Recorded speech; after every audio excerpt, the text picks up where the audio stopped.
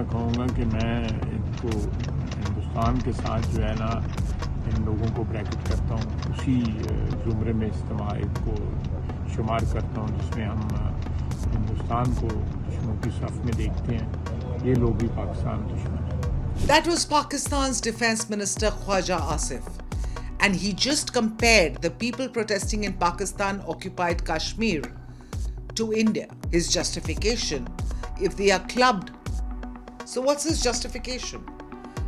Well, if they are clubbed with Pakistan's so-called enemy, then the military's crackdown becomes that much easier to defend. His remarks come as Pakistan-occupied Kashmir descends deeper into violence. At least 32 people have been killed in just 2 days, with dozens more injured.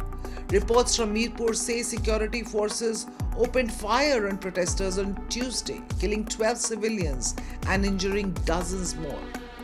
But this isn't just about one controversial statement.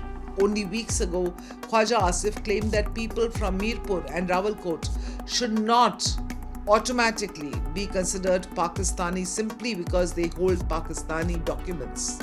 Now, the same people he's labeling as the enemies of Pakistan. So, a disputed election, a deadly military crackdown, protesters demanding rights, and a defense minister invoking religion and nationalism against his own people. All of it raises uncomfortable questions for Islamabad. If PoK is truly free, why are its protesters being treated like enemies? If the people are Pakistani citizens, why question their Kashmiri identity? And why is Pakistan refusing to listen to Kashmiris under its own control?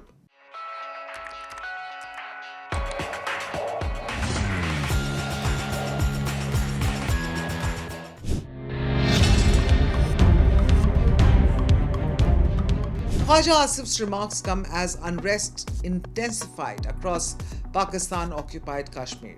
The latest violence, coinciding with elections in PoK, has reportedly left at least 32 people dead, while the wider protests that began in June have claimed over 90 lives. What began as demands for political and economic reforms is now being portrayed as a security threat. Instead of addressing the grievances, authorities have responded with arrests, bullets, and a heavy military presence. And this isn't the first time Asif has questioned the people of PoK. Listen into what he just said a couple of weeks ago. कि ये मैं एक argument दिया है मैंने कि birth certificate के साथ कश्मीरी कोई नहीं बनता, बर्थ सर्टिफिकेट के साथ पाकिस्तानी भी कोई नहीं बनता, उसको भी पाकिस्तान के साथ मोहब्बत का जो है ना वो एक ना टूटने वाला रिश्ता जो है ना वो कायम करना पड़ता है। अगर पाकिस्तानी शरीयत मेरे पास है, खुदा न खास्ता अगर मैं पाकिस्तान की सालमियत के खिलाफ बात करूं तो मैं फिर पाकिस्तानी नहीं हूं। पाकिस्तानी पासपोर्ट या आईडी कार्ड जो है वो मुझे ये हक नहीं देता।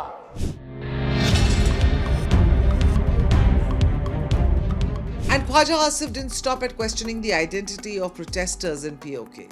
In fact, weeks before this latest violence, he invoked Quran's Surah Al-Maidah, verse 33, while speaking about the protesters, a verse associated with punishment for those who wage war against Allah. He accused the movement of sowing sedition and argued that loyalty to the state comes before everything else. Even several religious scholars in Pakistan criticized his remarks at that time. Now, the pattern is familiar. First, brand dissent as treason, then wrap it up in religion, and finally justify a crackdown in the name of protecting the state. The anger in Pakistan-occupied Kashmir did not begin with the elections, though. For months, the Joint Awami Action Committee, or JAAC, has been demanding economic relief and greater political rights. One of its biggest demands is the removal of 12 assembly seats reserved for refugees. Protesters argue that these seats allow mainstream Pakistani parties to influence governments in Pakistan-occupied Kashmir. Pakistan's Supreme Court has rejected that demand, saying that the arrangement is constitutionally protected. Now, in June, authorities banned the movement under anti-terror laws. Then came arrests, then clashes, then gunfire. Voting for the first phase of the elections began on July 27th under tight security. But instead of calming tensions, it exposed how deep the crisis has become, with reports of internet shutdowns, arrests, fresh violence, and 32 dead.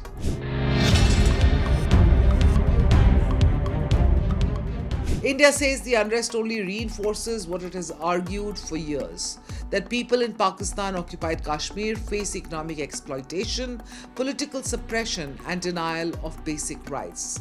New Delhi has also reiterated its long-standing position that the entire union territories of Jammu and Kashmir and Ladakh, including areas under Pakistan's control, are integral parts of India. At the MEA's July 28th briefing, spokesperson Randhir Jaiswal was asked about reports of Pakistani Gen Z expressing support for protests in India. His response quickly shifted the focus back to Pakistan's record on terrorism. Take a listen.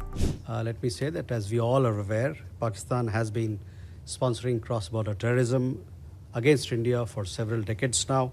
And the people of India, including the Gen Z, have been demanding that the Pakistani state-sponsored cross-border terrorism must come to an end. We hope their counterparts are taking due note.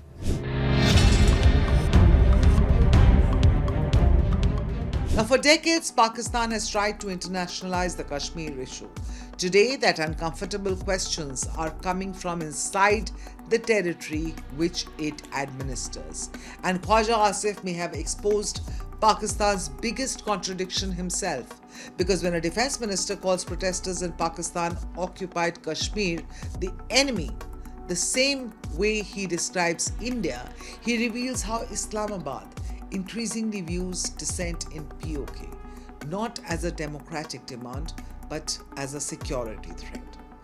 Now that gives India an obvious argument. Pakistan cannot demand accountability for Kashmir across the line of control while refusing to answer questions about the Kashmir that is under its own control. Nor can it claim democratic legitimacy while treating its own protesting citizens as the enemy. This is Times Access, where global stories meet India's perspective. Click on the bell icon to subscribe, because the next big global shift will have India at its center.